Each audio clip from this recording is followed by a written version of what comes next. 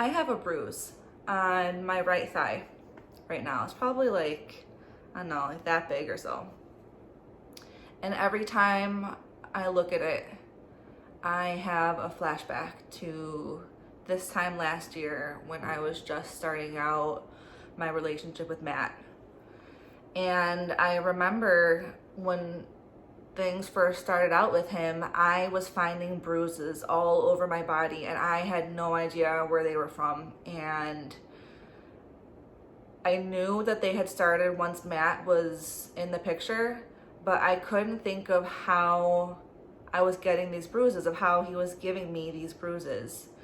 And when I went to the police to report everything and I had to testify in front of a judge, they asked me if the abuse had been physical, and I said no. Because when you hear about physical abuse, you hear about being punched in the face or throwing you against the wall or choking you. And he didn't do that. But then as I reflected on it, it was absolutely physical abuse too, where he would pin me down and like wrap his legs around my chest and like squeeze so I couldn't breathe. He would show me places on my body where he could kill me, specifically like on my collarbone. And then there's a time he had his dog attack me, but that's, maybe I'll get to that later on in this video. But that's what my experience was with Matt. And there is just so much. But this, I've been wanting to tell this part of my story for a while and I haven't known how. And it's hard. It's going to be hard to talk about. This is a hard video. I'm already going to be tearing up. And not many people know, like very few people in the world know this truth. But this is, I don't even want to say the story. I'm going to tell you what happened when Matt killed my dog Daisy, my 1-year-old baby Daisy. I don't know how to start. Matt killed Daisy on May 4th of 2020. And the weekend, so that was a Monday, and that weekend before he killed her, he had gotten another German Shepherd from like his friend or something. And let me say that Matt's German Shepherd Zip was his entire world, like to the extreme. Like Zip was his world. And so he got another German Shepherd, a female, from a friend who Matt had plans of adopting and keeping, because I guess the friend was looking to give this dog up. And so he took her on the Friday, and then on Sunday the friend said, no, actually we're going to keep her, we're not going to give her up. And Matt was very upset about that. And the next day he killed Daisy, and I guarantee it's because he, in his mind, if he couldn't have 2 dogs, then I couldn't have 2 dogs. And so he couldn't have his female, and so he took my female from me. So that Monday, Matt got to my apartment at like 6 or 7 in the morning, and he always used to get to my apartment really early. Like later on, he would get there at like 4 in the morning when I was still asleep, and I would wake up to him like turning the key and coming into my apartment. But on Monday, May 4th, he got there like 6 or 7, and maybe like an hour or so into him being there, he started cutting up some fruit for me. I had gotten at the grocery store the morning before, that Sunday morning, some pineapple, some watermelon, and some cantaloupe. And Matt cut it up for me. I had asked him to cut it up because that was another part of the abuse, is that he made me completely dependent on him, so I couldn't even do things like as simple as cutting up fruit in the kitchen. But anyway, so he cut up the fruit for me. And that morning, Daisy had been her happy, normal self, her goofy, Just so excited to, I was gonna say be alive.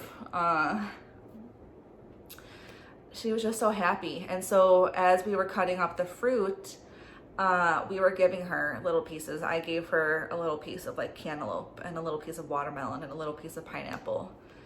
And for the longest time, I blamed myself for Daisy's death, and that somehow it was the fruit that had poisoned her and killed her. And I know now that she wasn't even poisoned.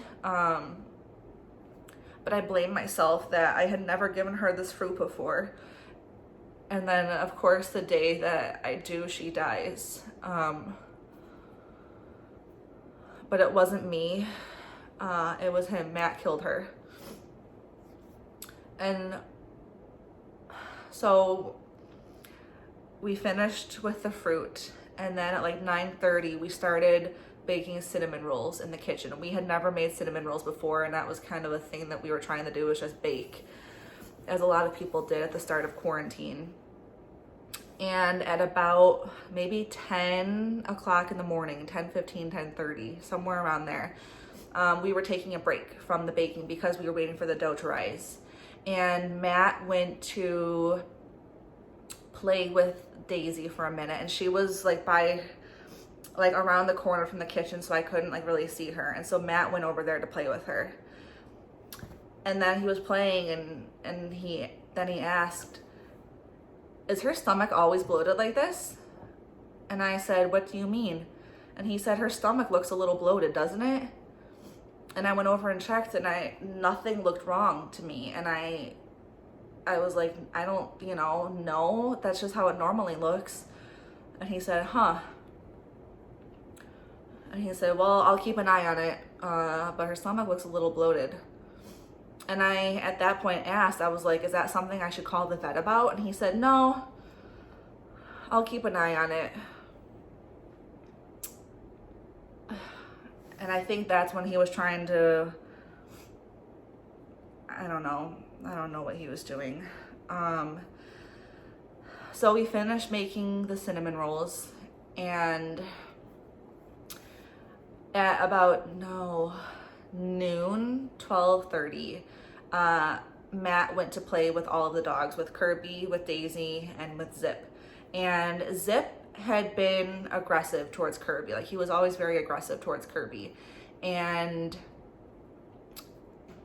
Zip never had an issue with Daisy, except for that morning when Matt was playing with them, like in the entrance to my apartment. And Zip, this like big German Shepherd, right, was playing with my little 17-pound Daisy, my little baby. And Zip bit down on her neck. And his whole jaw just wrapped around her neck. And Daisy yelped, like really loud yelp, like scared. And she immediately just like cowered down. She just like hunched down like this, and she stayed there for a minute. And I was really scared that Zip had hurt her. And she got up and started walking around like a minute or two later, but very gingerly. But I was really scared that he had hurt her.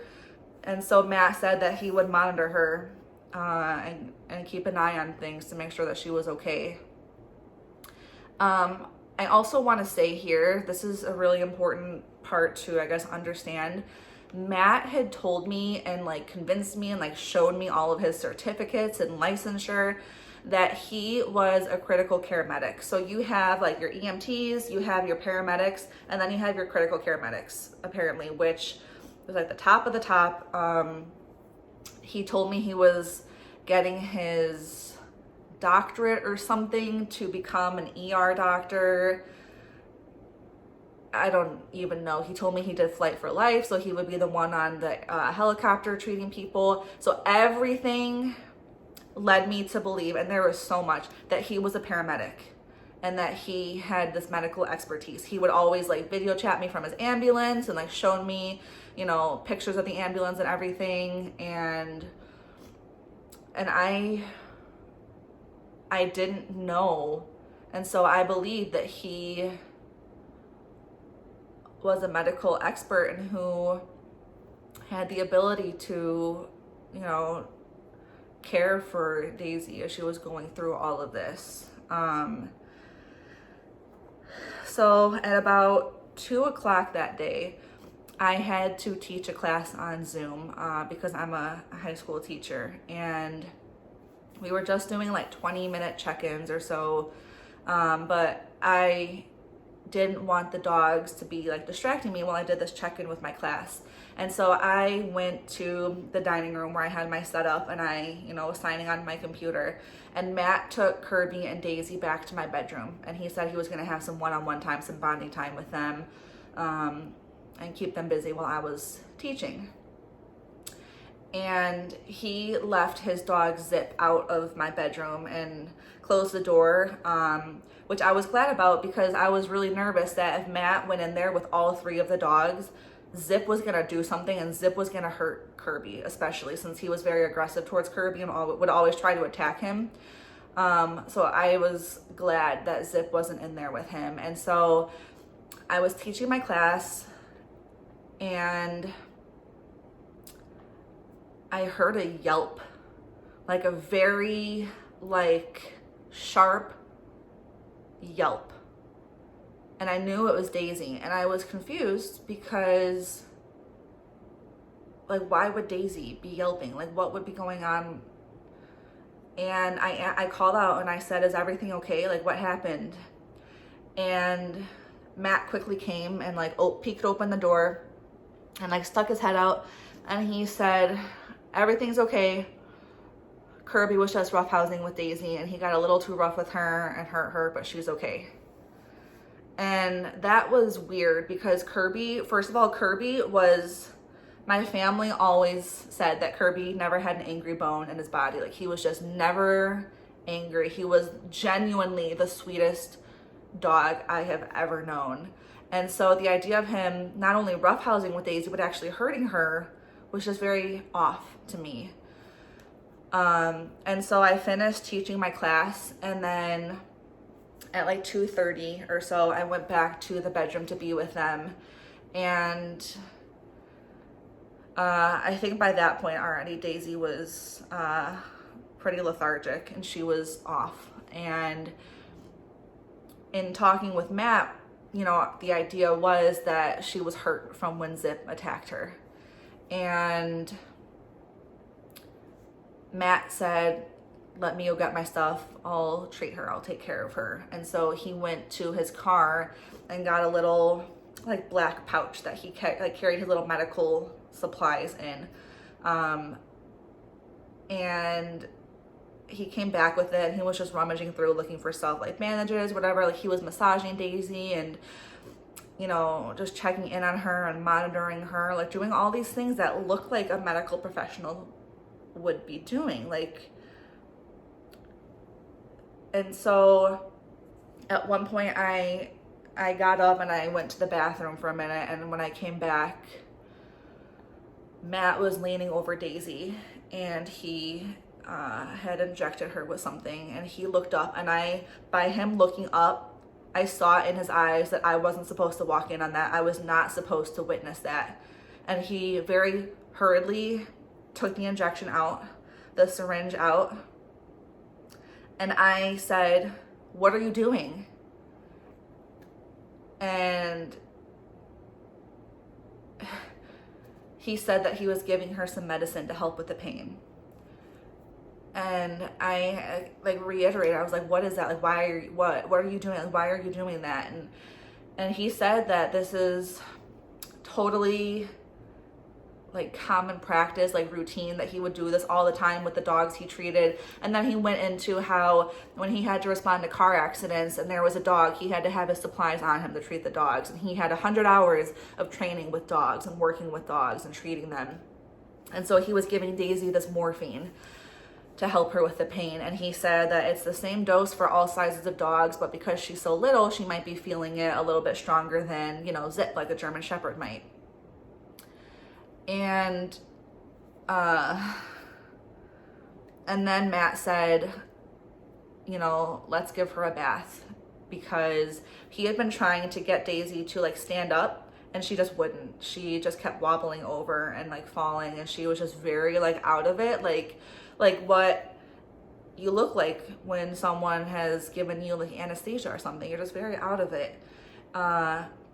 And Matt had this very weird thing. I don't know why. I don't know where it came from. It's probably, I don't know. But he was obsessed with giving my dogs baths. Like, he would abuse Kirby in the bath. And so he said, I'm going to give Daisy a bath and get her all cleaned up, and that'll help wake her up. And so he took her to the bathroom, and I stood behind him while he was showering her, and she was in the bathtub, and there was, I had a removable shower head in the shower, and he, took it down and was washing her, and Daisy she couldn't stand up anymore. Like, Matt kept trying to put her and stand her up, and she just kept falling over, and she just couldn't stand up. And she had diarrhea in the bathtub too, and Matt said that was because the medicine was making all of her, like, her body just completely relax. And that's what happens, is that when your muscles relax, it expels the waste. And so that's why it just happened. That means the medicine is working. And he said she's not feeling any of this right now. He said she's high as a kite. And she was out of it, and she just couldn't stand up. And so then Matt took her out of the bathtub, and he went to dry her off, and he sat on the toilet and started drying her off with the towel. And I gave him my blow dryer, and he was drying her off, and she was just like limp. She was like a rag doll. Like, she just was not responsive. And by this point, it might have been like 3:30, 3:45 or so. And when Matt was done drying her off in the bathroom, we brought her back to my bedroom. And mind you, like, Matt still wasn't letting me like near her. He wasn't letting me really go up and look at her or touch her. Like, he was very strictly like monitoring her. And in fact, like, when I had tried to approach him, like when he had given her the injection, like when he was like monitoring her, he like put his arm up like this, and he was like, no, like, I'm monitoring her, like, don't interfere. And so he put Daisy down on the floor, and she wouldn't stand up. He kept trying to call her name and get her to walk, and then she would take like one or two steps, like very wobbly, and then fall over again. And I was very scared. And I think disassociating, because you don't know what to do in that situation. Like, I knew what to do, but with Matt and the gaslighting and the abuse, like, I kept asking him, like, should I call the vet? Like, when do I call the vet? At what point do I call the vet? And he said, no, don't call the vet. And he had said that it would be an insult to him and his knowledge and expertise if I called the vet, which again is a huge part of the abuse that he already had me locked into.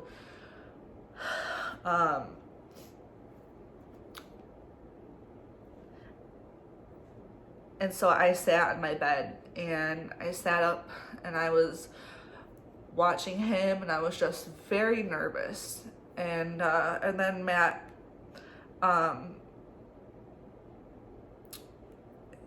he, had his bag of supplies, and he took he was like inspecting her, I guess, like inspecting her mouth.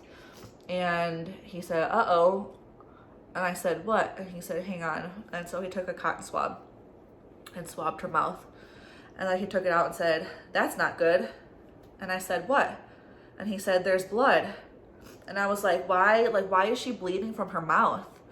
And he said it's because, like, she must have bit down on her tongue, and that's what was causing her to bleed. And then at that point, I was like, we should call the vet. He kept saying, no, like, I'm going to keep monitoring her. And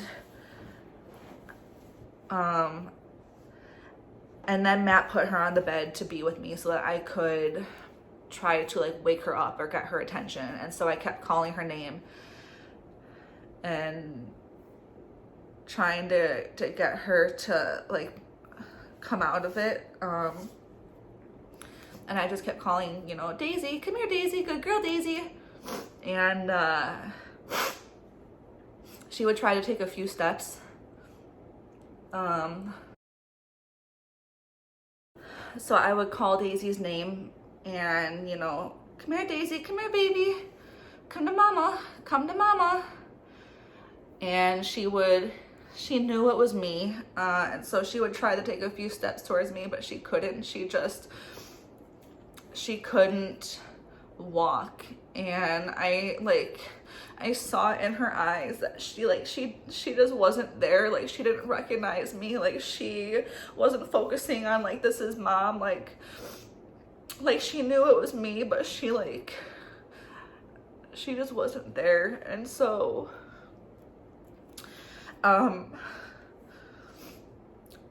I took her and held her, you know, put her in my lap, and I noticed that her jaw was just clenched shut and it wouldn't open. It was very forcefully clenched shut.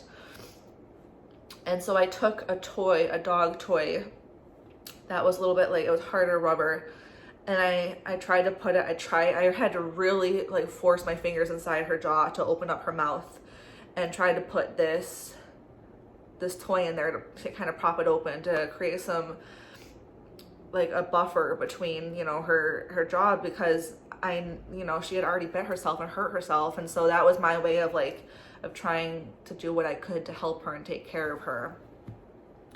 And then Matt was examining her, and I had noticed on Daisy's stomach, like the soft area where there's no fur, there was a bruise on her stomach, and it was like this long, it was this big, it was a decent bruise. It was blue. It was like there was like blood right underneath her skin, and I just couldn't understand why she would have this bruise, like where her bruise would have come from.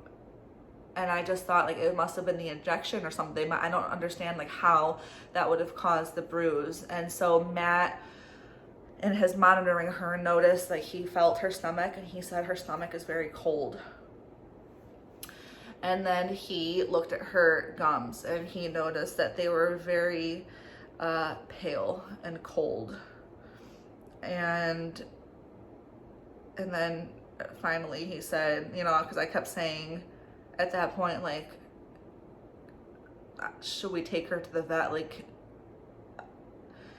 and he said, hold on, my buddy's wife works at a vet, so let me call her and see what she says. And so he got on the phone and called this woman, and he was talking to her and explaining her symptoms. And Matt came up with the idea that it was internal trauma. Like, he came up with this idea, and the woman on the phone was agreeing with it. She was saying that Daisy has all the symptoms of trauma. And Matt had said that earlier he saw Daisy jump off the couch and heard her yelp, and that she was very lethargic after that. And so she must have like torn something when she did that. And I was just like, that's like a lie. Like, I was trying to remember when that happened, which is like gaslighting, by the way, because it didn't happen. And Daisy never, like, she didn't jump off the couch like that. She wouldn't have hurt herself. And so the friend said, you need to take her to the ER like immediately. Like, this is trauma. And then finally Matt said, you know, he hung up and said, okay, we can take her to the vet. And so I immediately pulled out my phone and I looked up the nearest emergency vet, and it was Care Animal Hospital. And I said, you know, we'll call them and let them know. And so Matt took my phone and talked to the vet tech or the receptionist or whatever, and explained all of Daisy's symptoms about how she was non-responsive, she couldn't walk, she was cold, her stomach was cold, her mouth was cold. And the vet tech said, yeah, take her in right away. And so I got my things, I got my shoes and purse, and we immediately were out the door. And Matt drove his car, and I was in the passenger seat, and I was holding Daisy and just carrying her like a little baby, like in my arms. And when I sat down in the passenger seat and we were pulling out of my parking lot, I moved my arm, and Daisy had been like having her like backside like right on this arm, and her head was here. I moved my arm, and on the inside of my elbow, I noticed this stain, like a rust colored something. And I said, did she have diarrhea again? Like, is this from when she had diarrhea? And Matt took a look and he said, no, that's blood. And I, like, why would she be bleeding from there? Like, why? And my heart like dropped again, and I knew like this was really serious. And my thought was like, whatever happened, like, we'll take her to the vet and they'll do emergency surgery. And so Matt he drove us to the vet, and in the parking lot, we pulled into the parking lot. He called and said, I just called, we're here. And a vet tech came running out, and I very clearly, like, I'm picturing it right now. She was in her navy blue scrubs, and she came out, and Matt took Daisy from my arms and handed her to the vet tech, and she was just very limp. And the vet tech took Daisy in her arms and immediately turned and ran inside. And I asked Matt, I was like, why is she running? And he was like, that's not good. Like, it's serious if she's running inside. And then Matt turned the car around and started driving us home. And I asked why we weren't going to wait. And he said, there's no point in waiting. They'll call, you know, after they've worked on her. And so we were driving back to my apartment, and I took out my phone and started texting my family in the group chat and telling them, like, asking them for prayers for Daisy, and saying I don't know what's wrong with her, but she's just very lethargic. And the vet tech ran inside with her, and just praying for her, for my baby. And my family was saying, like, you know, it's gonna be okay, like, we're praying for her. And my sister in the group chat sent me a picture of, I have it on the refrigerator over there, but the day that I brought Daisy home, the previous year, like the May before, and I took her to our family vet, and they take like pictures of like all owners with their new puppy. And so I have this picture of me holding my baby Daisy the day that I brought her home. And so my sister texted that picture to me in the group chat, and I saw that, and I just started crying and tearing up because I was so scared. And then Matt saw me on my phone, and he asked what I was doing. And I said I was texting my family, and he got very upset, like very angry at me for texting them and saying, you know, this is, you know, what I hate about you is that you always like have to tell everyone your business. Like, there's no news to say, like, you know, why can't this just be between me and you? And so I was very, like, on top of this trauma, like this shock that I've been experiencing with Daisy, I'm now, like, he's angry at me, and I was already afraid, like, terrified of him because of the abuse, right? And so I was scared that I had done something wrong. And so we got back to my apartment, and Matt had to leave, like, soon after that because he had to go to class, which he said he taught to people becoming EMTs, but I'm pretty sure he was actually taking the class. And so he left, and I got a phone call from the vet. And another, I guess, thing, I don't know, when we got Kirby in March of like 2014, and he was a new puppy, you know, you have to take puppies for the new puppy exam, and our normal vet didn't have an opening the day we brought him home. and this care animal hospital did. And so my sister and I had brought Kirby, this new baby puppy, to Care Animal Hospital, and when they were asking for our information, my sister gave her information, and she gave them her number and her name and everything. And it's weird. I remember at the time thinking like it should be my information, like what if they need me or something. And so that came back to, I don't know, that came back around with Daisy. And the vet, when she called me, she was very frantic on the phone. And she said, "Is this Sarah?" And I said, "Yeah." And she said, "I'm sorry, I'm very frantic, but I just tried calling the number on file, and apparently it was your sister, and she gave me this number, and I'm just trying to contact you." And then she said, "This is very serious. Do we have your permission to do like whatever we have to, like to perform CPR, whatever?" And I said, "Do whatever you have to." I said, "Do anything, do whatever you have to." And she said, "Okay." And so she hung up, and my parents called and said that they were coming over, they were on their way. And that was a big thing because I hadn't seen them in like almost like a month and a half or so because of COVID, because they were very strictly like quarantining, not seeing anybody. And so it was a big thing that they were coming over. And so my parents got there at like 5 o'clock, and we were sitting there just waiting. And I said, the vet's gonna call when something else, when she has more information. And a few minutes later she called and said, "Can you get here quick?" She said like in the next like, a few minutes. And she said that Daisy was doing that kind of breathing. I forget what it's called, but it's this breathing. It's like a gasping thing where she's like gasping for air. She said dogs do that when they're actively dying. So she said, "Can you get here quick?"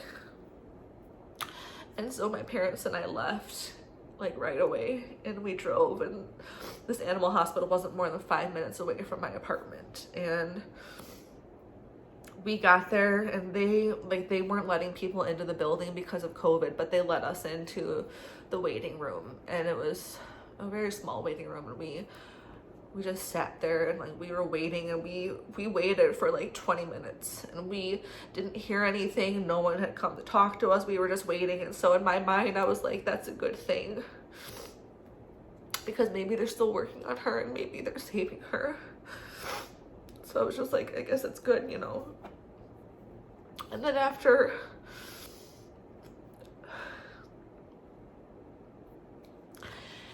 after 20 minutes, the vet tech came through the door, and she had Daisy in a blanket. She was just carrying her, and she wasn't in any hurry, but she had Daisy. And I said, "Is she gone?" And she said, "Yeah, she passed away." And so she handed me Daisy, and oh God, I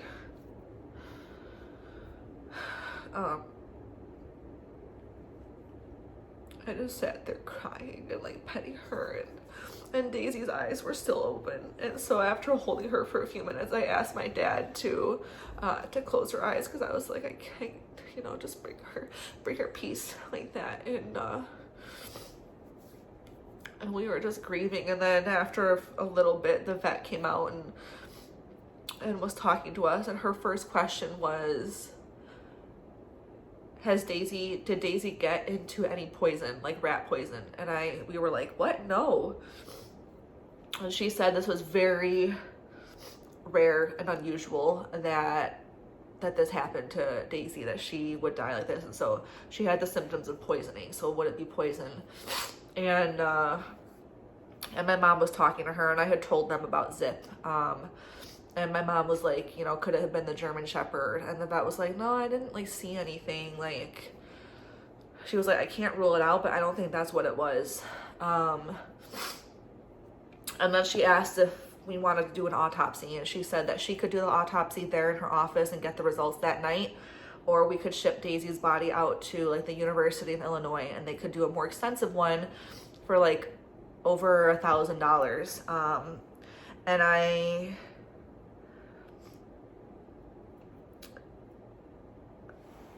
elected to have her just do it there that night. And so this was also important, and I forgot to say this earlier. When Matt was driving us to the vet, he told me not to mention anything about the injection he gave her. He said, don't say anything about the medicine I gave her. And I was asking why, and he said, because it's totally fine, it's totally like normal, like natural. He gives his medicine all the time. But he said if they know that she has medicine in her system, then they won't be able to perform surgery on her and they won't be able to save her. And so I didn't tell them about the medicine because I didn't want there to be any reason that they couldn't operate her or anything that would prevent them from saving her. And so we elected to do the autopsy, you know, have the vet do it that night. And then she left and gave us some more time with my baby, Daisy. And I sat there for just the longest time, and I just held her, and I just couldn't let her go because I knew that that was the last time that I would ever in my life hold her. That I would ever in my life have Daisy in my arms or be able to touch her fur or feel her or just hold her. And so I didn't want to let her go. And eventually when I did, I gave her to my dad, and I was just very quickly, I was like, can you give her to the vet tech? And he did. That was hard, knowing that that was the last time I would ever hold her. And so we left, we walked out to my parents' car, and I was like weak. I can't even say weak with grief. Like I was in shock. I could barely walk to the car. Like my legs just felt like jello, like I couldn't support myself. And so I was leaning, like my parents were supporting me like on either side as they walked me to the car. And then when we got back to my apartment, my parents asked if I could spend the night with them, and I said yeah, because I didn't want to be in my apartment where Daisy had been. And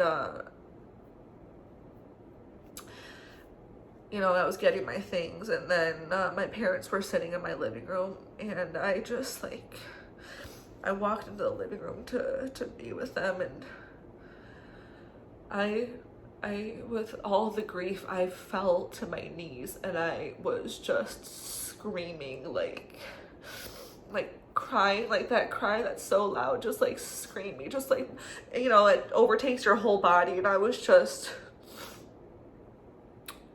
that was absolutely, until Matt killed Kirby, that was the worst thing I've ever in my life gone through. That was the worst I've ever felt. And so my parents took me and Kirby back to their house, and my mom made me some dinner because I hadn't eaten much that day, and she said, you know, you need some for, you know, energy. And I didn't feel like eating. Like I felt so sick. And then at like, I don't know, 9 o'clock at night, the vet called and said that she had done the autopsy, and she said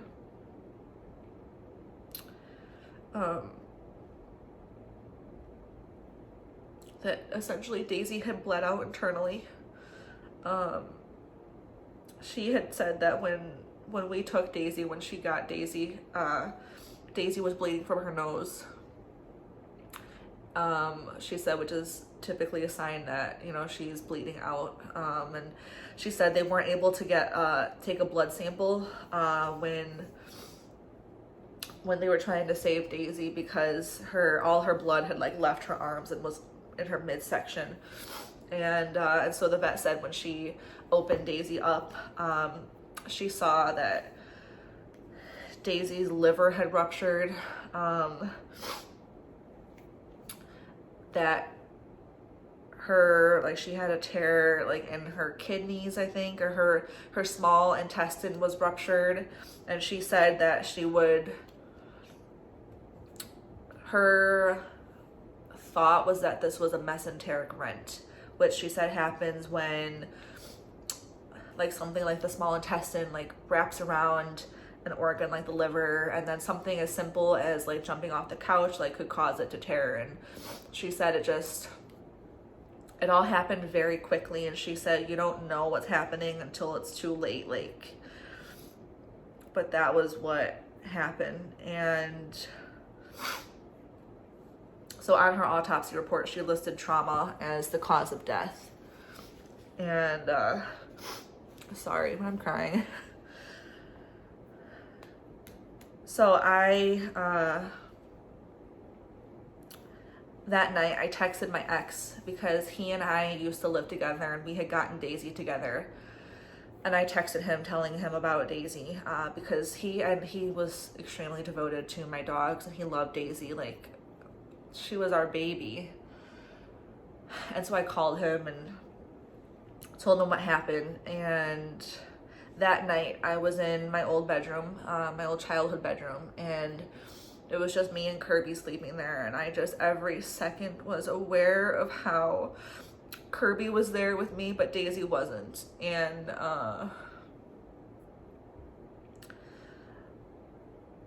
that the last time I had been in that room and on that bed was with Daisy and Kirby together. And I couldn't sleep that night. I barely slept at all. I was up like every hour, and every time I would wake up, I would just wake up sobbing. Just uncontrollably sobbing. And I woke up the next morning and my head just hurt. Like, I didn't want to keep crying. When I did, my head just hurt. Like, my sinuses, it was very painful. And so Matt had said that he was going to come back to my apartment that day to be with me, to support me and swoop in and be the hero, right? So he kills my dog and then he gets to act like the hero because he tried to save her and did everything he could. And so my dad got me some Tylenol at the store and dropped me off at my apartment, and then Matt got there a few minutes later. And I went to shower because I hadn't showered since the previous day, and Matt and I were talking and he asked if I was going to tell my ex about this. And I said, and I knew, like, my heart dropped, and I said, I already did. And he said, what? And he got very upset and angry. And then the rest of that day, the day after he killed Daisy, he manipulated me into begging him for forgiveness for essentially cheating on him, as he called it, and betraying him when I told my ex that Daisy had died. And one of Matt's like big threats was that his dad was a U.S. Marshal who was a former Navy SEAL who at any point like he had said that he was watching all of my texts, my phone calls, and that's how Matt had known that I had talked to my ex. And that's why he wanted me to say it first, to see if I would be upfront with him. But that his dad had been monitoring my texts from the night before, and had wanted to come over to my apartment that night to beat my ass, as Matt said, and that Matt had convinced his dad not to come over to my apartment, said, let me handle it. And so that was the day after Matt killed Daisy, is causing that stress to me where I couldn't even grieve for Daisy because it was all about Matt and resolving the situation. And Matt had said that he had like a couple heart attacks before because he had like heart issues. And at one point, like, he went to lay on my bed and was just laying there like feigning like he was having a heart attack, and saying that the stress that I was causing him was causing him to have a heart attack. And so that was the day after he killed Daisy. The next morning, that Wednesday morning, Matt came back over, and apparently he was still very angry and upset about me like cheating on him and betraying him. And he had Zip with him, and Zip and Kirby, didn't get along. And a few minutes after Matt got there, I went to the bathroom and Zip started going after Kirby and started like attacking him and just very viciously going after Kirby in my bedroom. And Matt was there, and he was, as he did, he was very excited and very much like, "Get him, boy!" And he kept yelling, "Get him, boy! Get him! Good boy! Get him, boy! Get him! Get him, boy!" And calling my dog this like stupid dog, saying all these expletives and how, you know, just egging his dog on, commanding his dog to attack Kirby. And so I came running from the bathroom when I heard Zip starting to attack Kirby. And I threw myself in between them. I threw myself between Zip and Kirby. And I just scooped Kirby up in my arms. And I just like hunched over him and like just maneuvered my body so that whenever Zip tried to go after him, I had him in my arms. And I started screaming and crying and begging him to stop and begging Matt to stop and begging him and begging him and begging him to stop. And I was crying and screaming and saying, "Not Kirby too, not Kirby too, I can't lose Kirby too, not you too, not Kirby." And a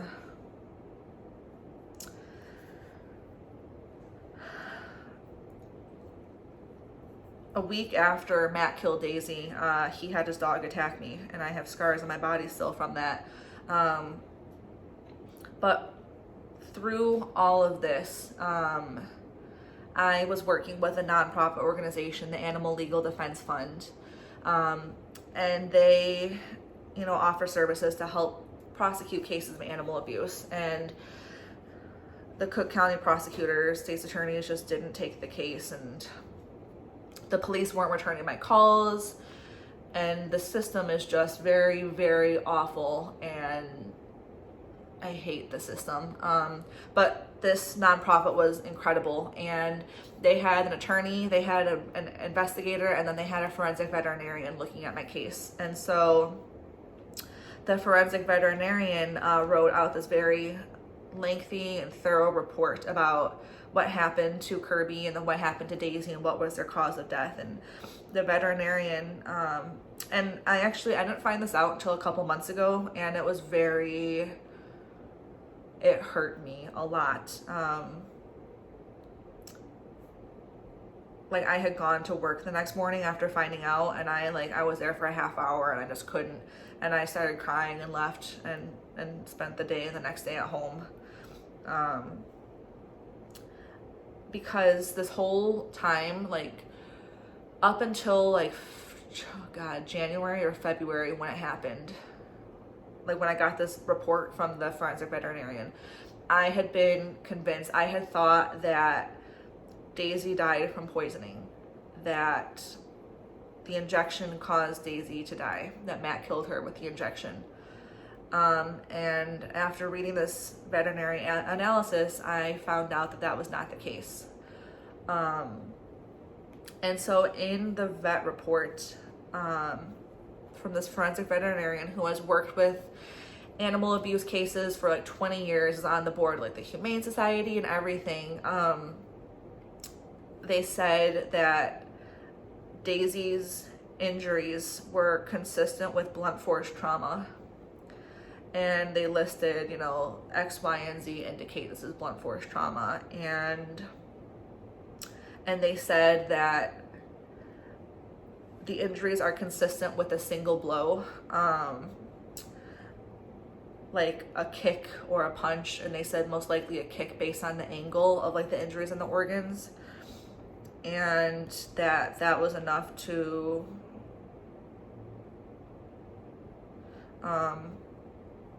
and so that was really hard for me, because up until then, I had found peace in the fact that Kirby's death was extremely, extremely violent. But I found peace that my baby Daisy, my little 13-month-old puppy, did not die a violent death, that she didn't suffer, that he didn't hurt her like that he still killed her with poisoning, but he didn't hurt her. And so to know that that had been a lie and that he did hurt her, and kick her, that really messed with me. And yeah. And so this is a story of how he killed my Daisy, my baby, my 13-month-old puppy, my world. Like, I had been so excited for over 2 years to get Daisy, and I had had her name picked out for 2 years, and I just, like, I knew I loved her. Like, the second that I saw her picture on the breeder's website, I knew she was mine. And then when I had gone to pick her up in May of 2019, and I just held her in my arms, it was just like, this is home. Like, this is what it's supposed to be. And I loved her just more than I've ever loved anything. And I'm angry that I didn't even get to have her for a full year, because he killed her on May 4th and I had gotten her on May 29th. So I was just a few weeks short of having her for a year. So I'm angry about that, and that she was just this angel. And a few days after Matt killed Daisy, he had said that whatever killed Daisy would have taken longer on Kirby, because her body was more fragile because she was so young. And now it makes sense that I heard that yelp when I was teaching, because that would have been when Matt kicked her. And then Matt said that there was a police report started about me, and that his dad had seen it, being a U.S. Marshal, because it was suspicious that this healthy young puppy was suddenly just killed. She just suddenly died.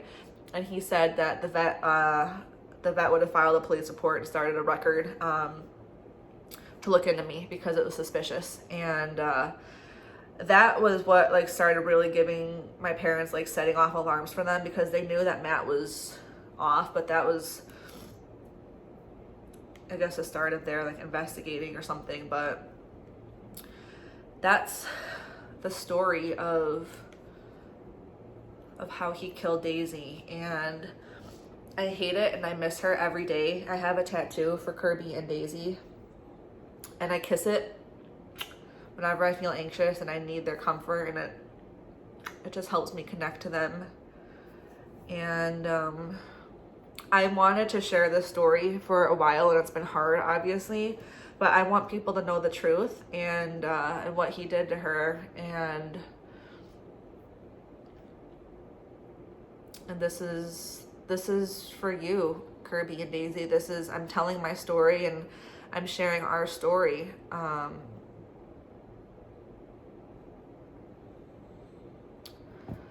So thank you guys for watching and hearing my story, and thank you.